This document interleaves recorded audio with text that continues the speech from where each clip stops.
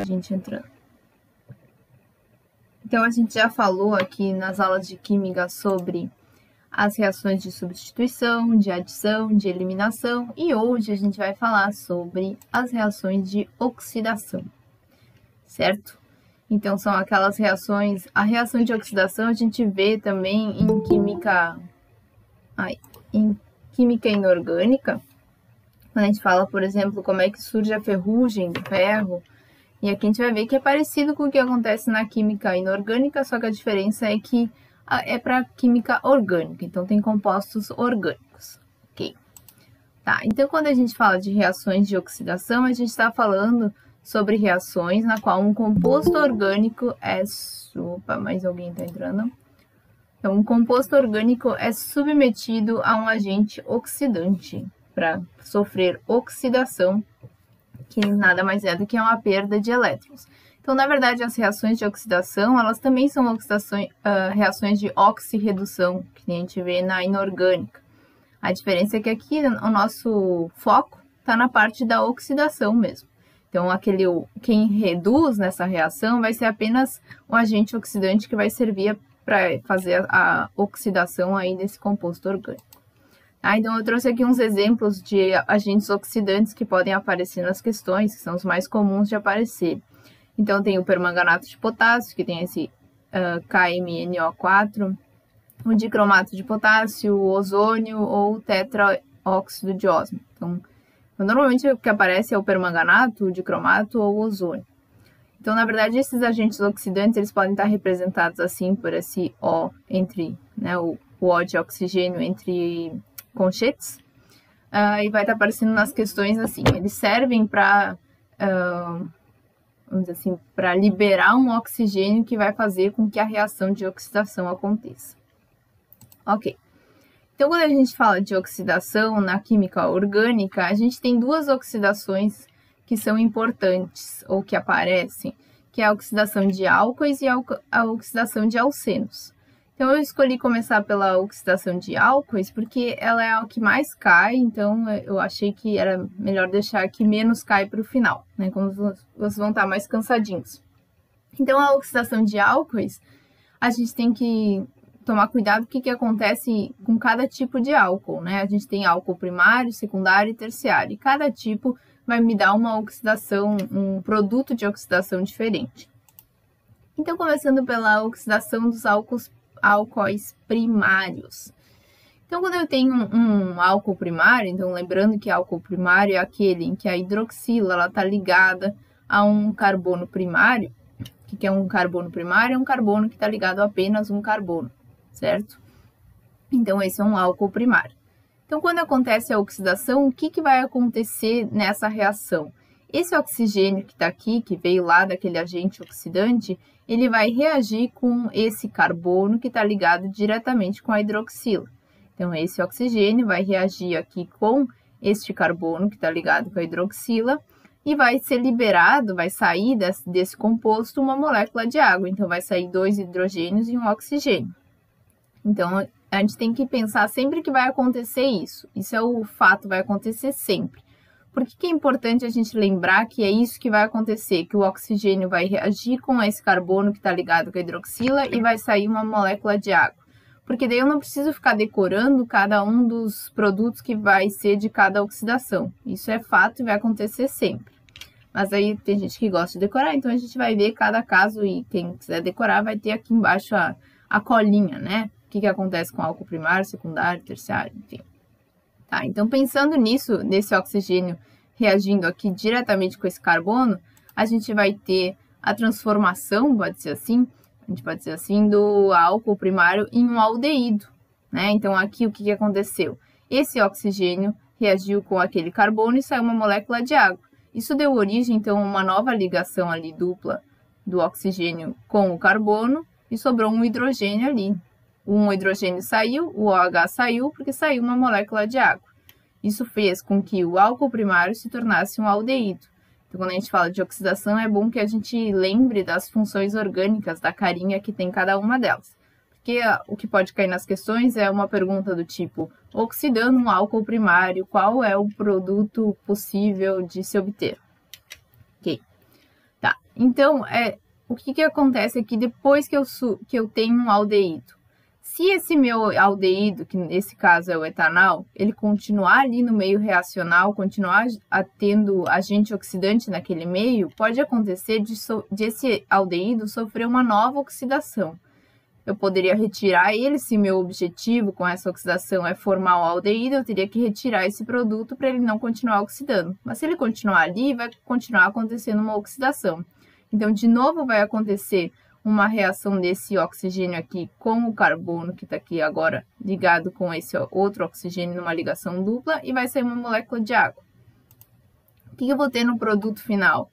Então, eu vou ter, na verdade, aqui não fica bem claro de onde sai essa molécula de água, mas a gente tem que imaginar que existem outros álcoois e outros etanais ali naquele meio reacional. Mas o que a gente tem que tomar cuidado é que esse O ele vai ficar ligado com aquele carbono na ligação dupla ali do aldeído. E o que vai dar origem? Vai dar a origem a um ácido carboxílico. Então, é como se esse oxigênio reagisse com aquele carbono lá no início, aí depois outro oxigênio reagiu de novo com esse carbono e deu origem a um ácido carboxílico, dando origem a esse composto aqui que a gente olha, que é chamado de ácido etanóico. Também é o ácido que é o vinagre, né? Mais conhecido como vinagre. Então, esse exemplo aqui de oxidação de álcool primário é um exemplo que é o que acontece com o vinho. Quando a gente abre o vinho... Ai, mas alguém quer entrar. Quando a gente abre o vinho e deixa ele aberto, lá sem cuidado nenhum, depois de um tempo, o que acontece com o vinho? Ele oxida. E o vinho oxidando, ele vira vinagre. Então, na verdade, essa reação é uma coisa que a gente pode observar no nosso dia a dia, né? Se a gente abre uma garrafa de vinho, a gente tem que tomar cuidado para não deixar ela em contato com o oxigênio, porque o oxigênio pode fazer com que aquele vinho, que é etanol, sofra, né, o álcool do vinho, sofra uma reação de oxidação, chegando ali no ácido etanóico, que seria o vinagre. Ninguém quer deixar seu vinho virar um vinagre, né? Então, quando abrir um vinho, tem que tomar cuidado, se não tomar tudo de uma vez só, né? Para deixar ele sem oxigênio entrando nele. Ok? Vocês vão me falando se tiverem dúvidas. Então, essa é a oxidação de álcoois primários. Álcool secundário é um pouquinho diferente. Então, no álcool secundário, por que é diferente? Porque agora, o meu carbono aqui, que vai interagir com o oxigênio, ele é um carbono secundário. Então, ele tem apenas um hidrogênio ali, que pode sair para formar uma molécula de água. O que acontece aqui, então, nesses álcoois secundários? A mesma coisa, o oxigênio vai reagir com esse carbono que está ligado diretamente com a hidroxila e vai sair uma molécula de água. Então, quando esse álcool secundário, no caso é o propanol, ele oxida, ele vai dar origem ao quê?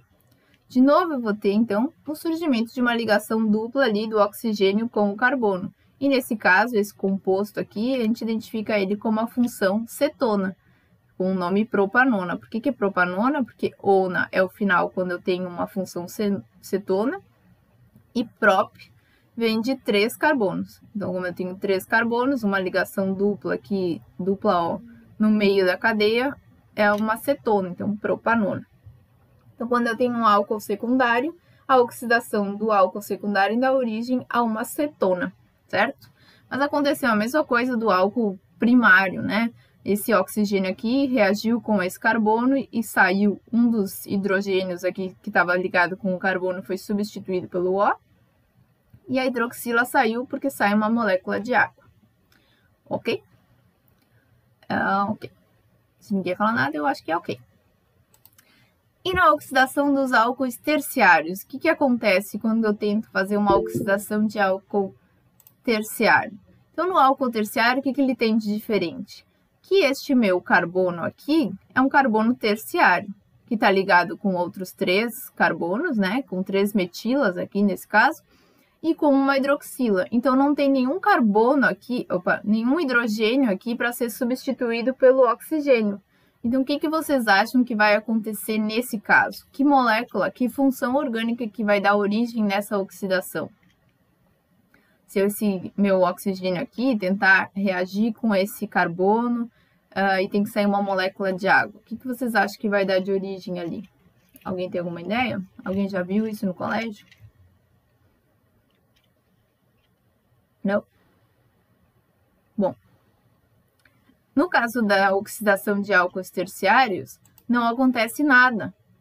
Não acontece oxidação de álcools terciários. Quer dizer que nunca acontece é muito radical. Pode ser assim que em condições extremas alguém num laboratório consiga fazer. Mas não é comum acontecer isso, assim, é tipo assim, se na dúvida, não acontece. Por que não acontece? Porque eu poderia olhar para esse carbono e eu ver que ele não tem nenhum hidrogênio para ser substituído ali por um oxigênio. Todas as outras oxidações que a gente viu, sempre tinha um hidrogênio que era substituído pelaquela ligação dupla com o O. No álcool primário também. Eu tinha aqui nesse carbono 2 hidrogênios que eles foram sendo substituídos por oxigênios.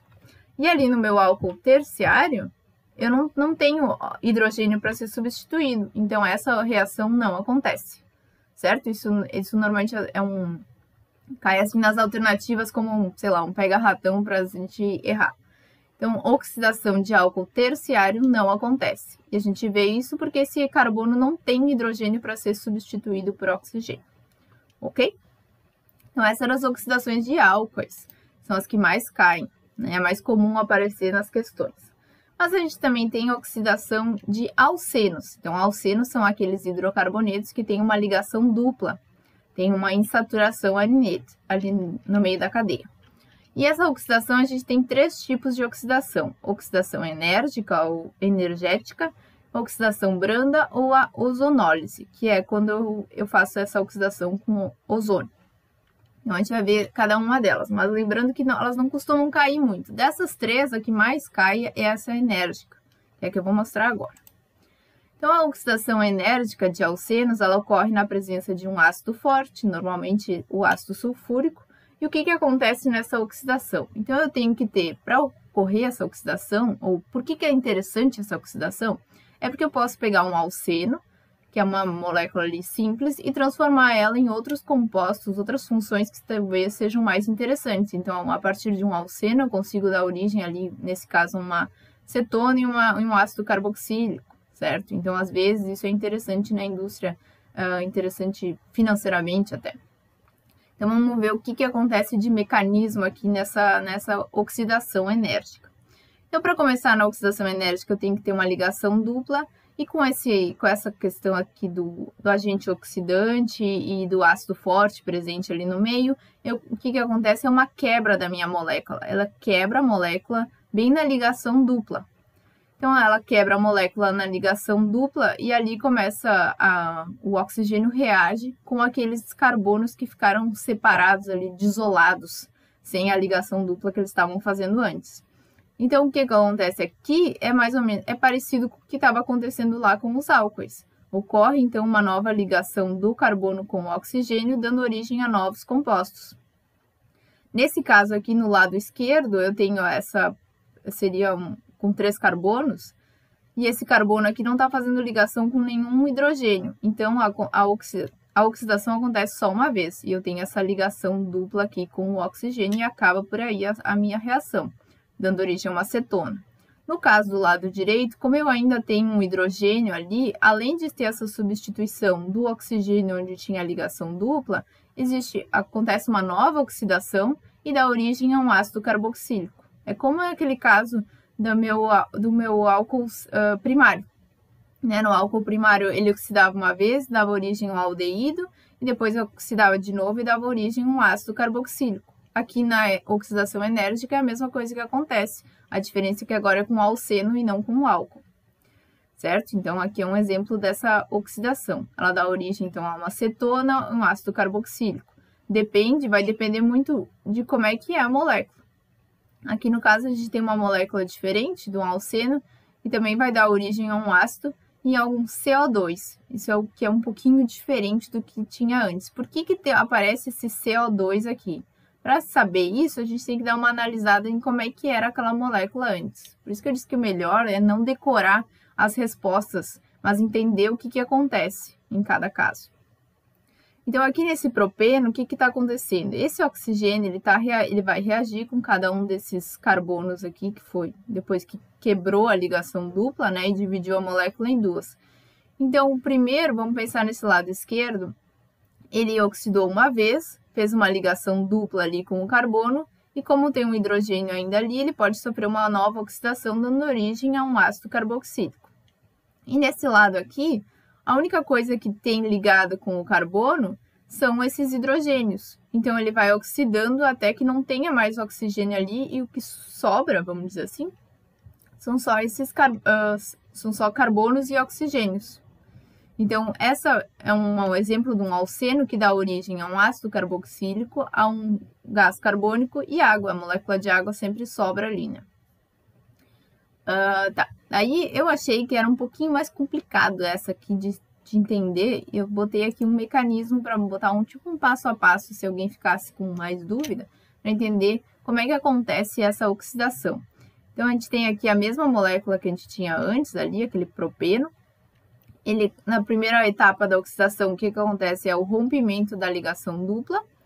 Depois, onde eu tinha ligação ali com o carbono, é substituído por hidroxilas. E o que acontece no final é a saída das moléculas de água. Quando saem as moléculas de água, dá origem àquele ácido carboxílico e o CO2. É como se nesse lado não sobrasse nada além de água e o carbono ligado com o oxigênio. Então, é por isso que dá origem a esse produto final. Se tiverem dúvidas, é meio estranho mesmo, eu acho, assim, essa oxidação. Mas com o tempo a gente vai acostumando o olho com essas coisas estranhas. E daí vai dando certo. Eu diria que o melhor é pensar nisso, que esse oxigênio aqui, ele está reagindo com os carbonos, e enquanto tiver hidrogênio, ele vai fazendo a oxidação.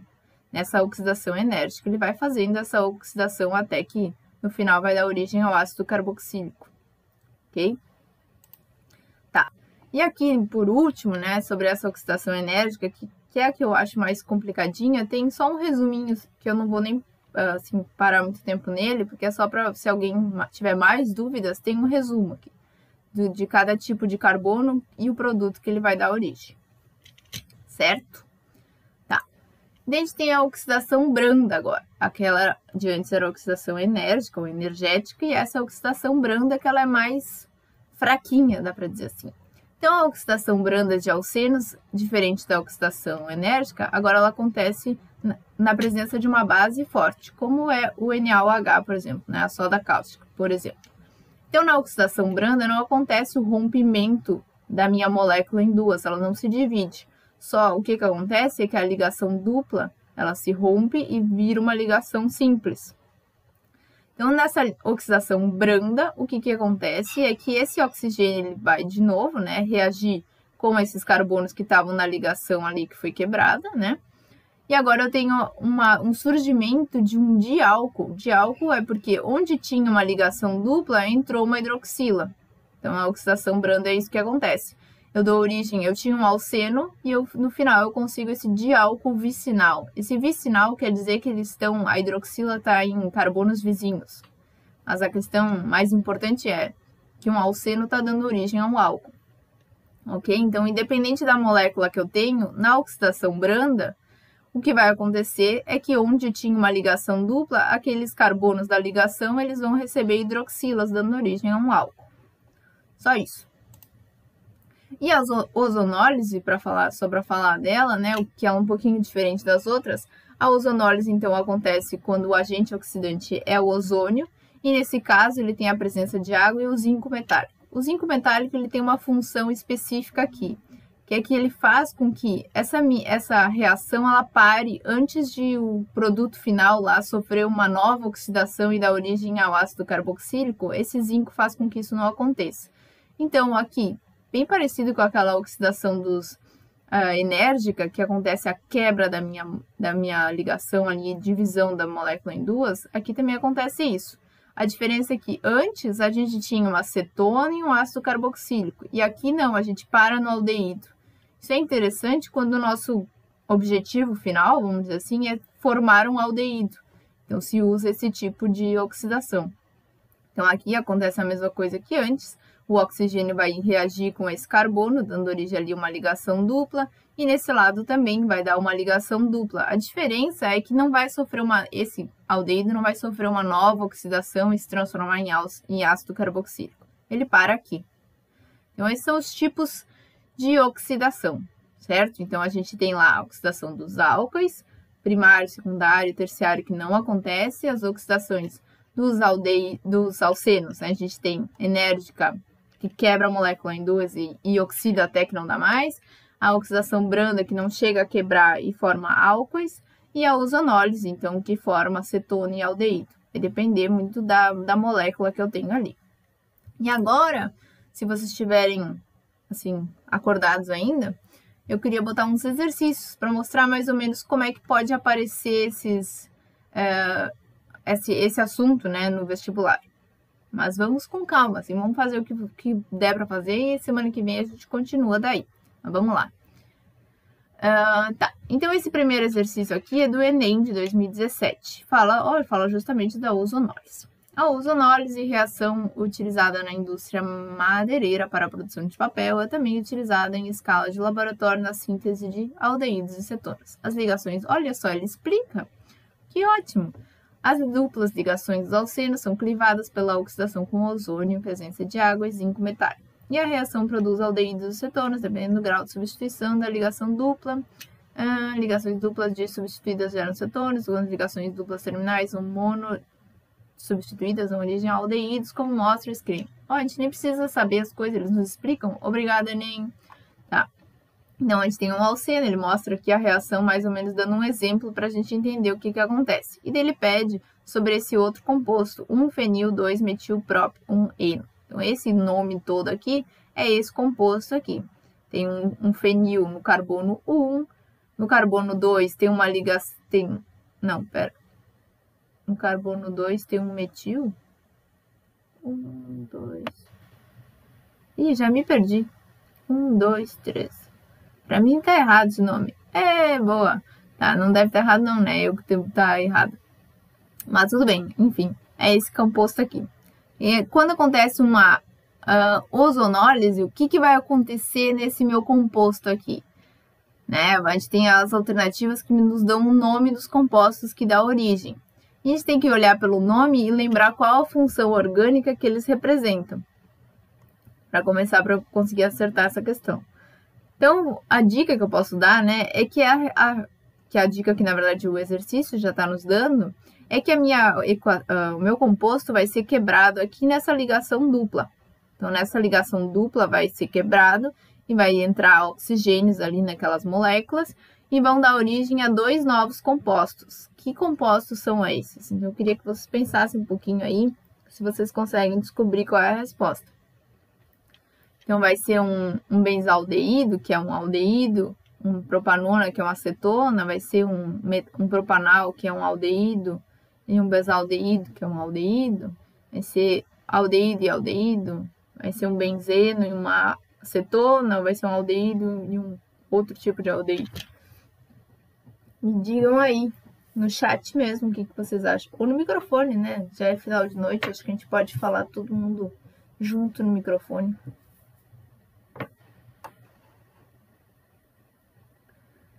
Vou dar aí uns minutinhos.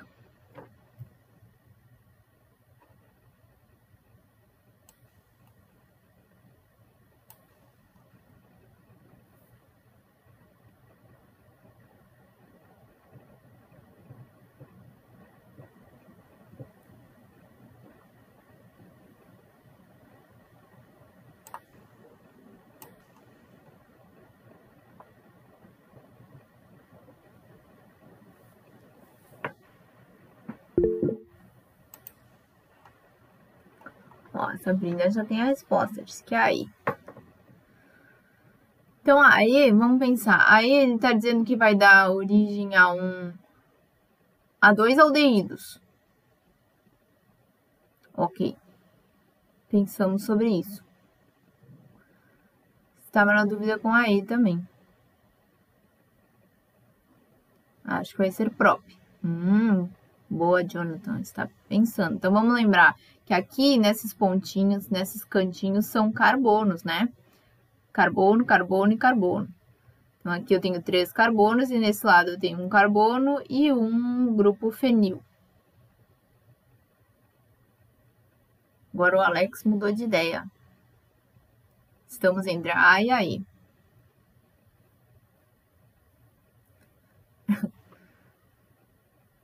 Mas alguém tem alguma ideia de qual pode ser a alternativa? Eu acho que o melhor é olhar... tem várias coisas que dá para olhar, né? Dá para olhar qual o número de carbonos que tem em cada um. Então, nesse lado, quando tem 3 carbonos, como é que é o início do composto? A gente tem as alternativas aqui. Met, por exemplo, met é quando eu tenho apenas um carbono.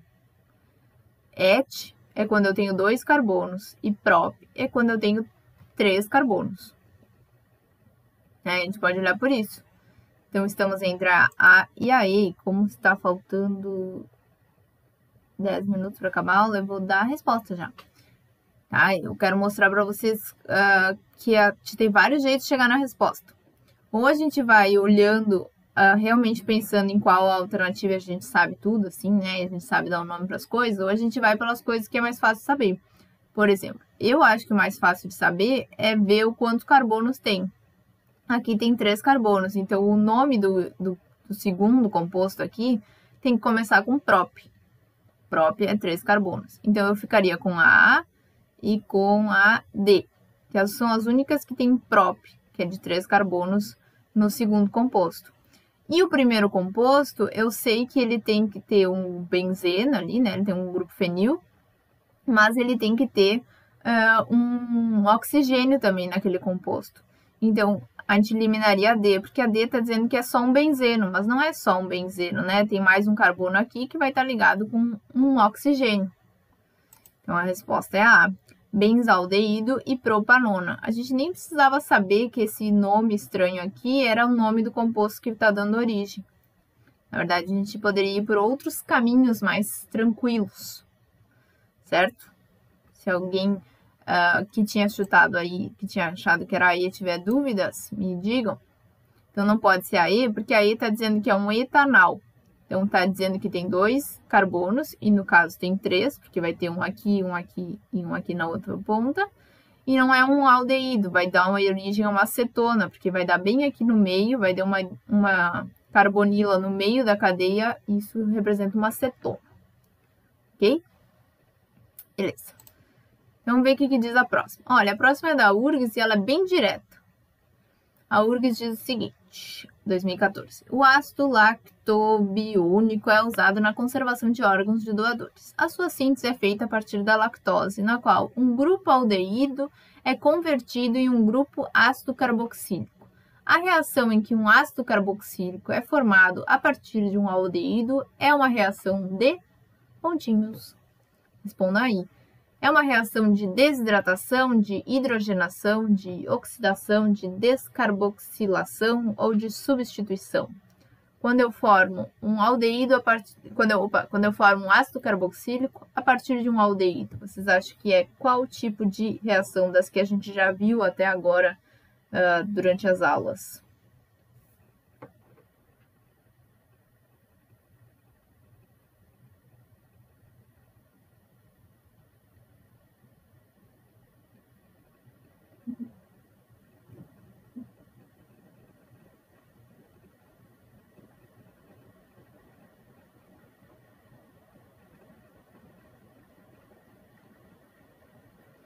Olha aí, já temos alguém com respostas. Boa.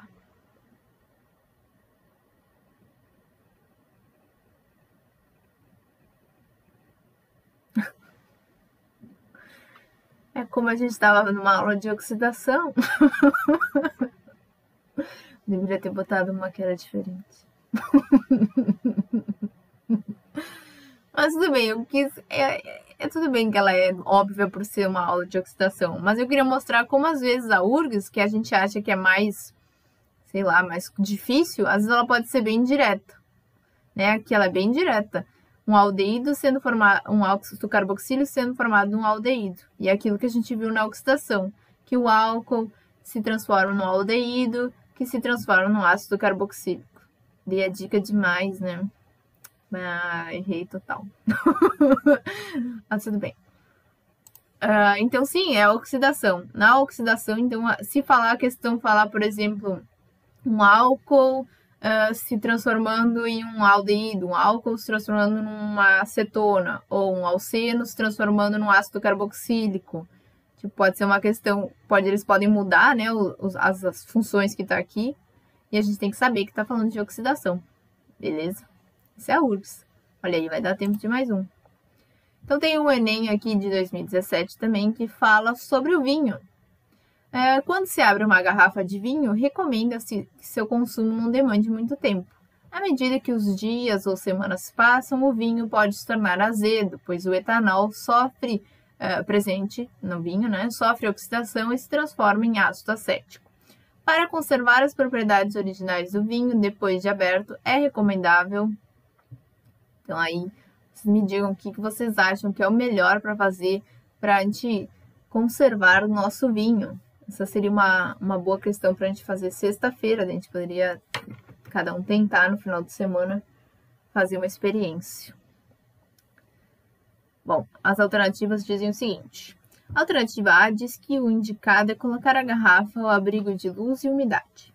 A alternativa B diz que é para aquecer a garrafa e guardá-la aberta na geladeira. A alternativa C diz para verter o vinho em uma garrafa maior e esterilizada. A alternativa D diz para fechar a garrafa, envolvê-la em papel alumínio e guardá-la na geladeira. E a alternativa E diz para transferir o vinho para uma garrafa menor, tampá-la e guardá-la na geladeira. Vamos ver o que vocês acham aí que é o melhor jeito de a gente conservar o nosso vinhoto. É importante, quando a gente compra vinho de garrafão, a gente tem que saber conservar ele, porque não dá para tomar os 4,5 litros numa vez só. Guardar na geladeira é uma coisa interessante. Na aula de inorgânica, vocês devem ter visto na aula de cinética, que é baixar a temperatura diminui a velocidade das reações. Então, diminuir a temperatura, quer dizer, guardar na geladeira, vai de fato diminuir a velocidade das reações. A Sabrina foi na E, vamos ver. Aí ela parece bem completa mesmo. Temos a alternativa D, um pouco mais ousada. Tem papel alumínio envolvido. O Jonathan eu gostei, ele tá compartilhando com a gente o pensamento dele. O raciocínio.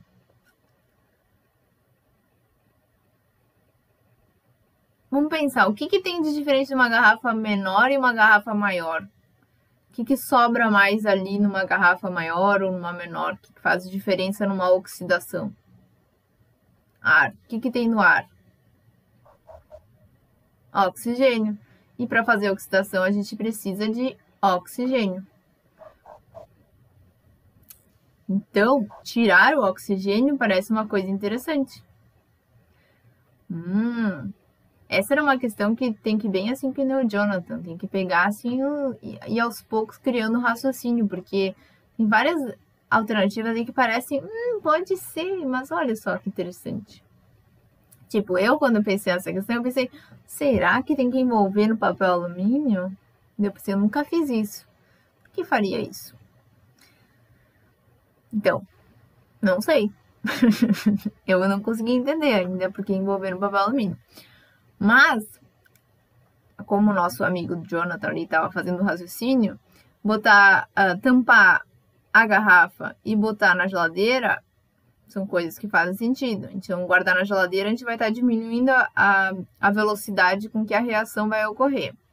Em tampar, a gente vai estar, vamos dizer assim, diminuindo a chance de entrar oxigênio ali dentro daquele vinho em contato com o etanol para fazer ele virar vinagre. E a questão da garrafa menor também tem relação a isso. Quando eu coloco numa garrafa maior, vai sobrar mais ar ali dentro, e dentro do ar tem oxigênio, e esse oxigênio pode fazer com que o vinho oxide. Então, dentre essas alternativas aqui, tipo, aquecer a garrafa e guardar na geladeira, tipo, aberta, nada a ver. Colocar abrigo de luz e umidade, sei, mas por que não na geladeira? Essas questões. E dentre elas, a gente vai excluindo a menos absurda e a gente fica com a E. Uhul, agora a gente sabe guardar vinho. Era assim que eu queria encerrar a aula mesmo. Ensinando como comprar um garrafão, abrir o garrafão e conservar o vinho. Yes!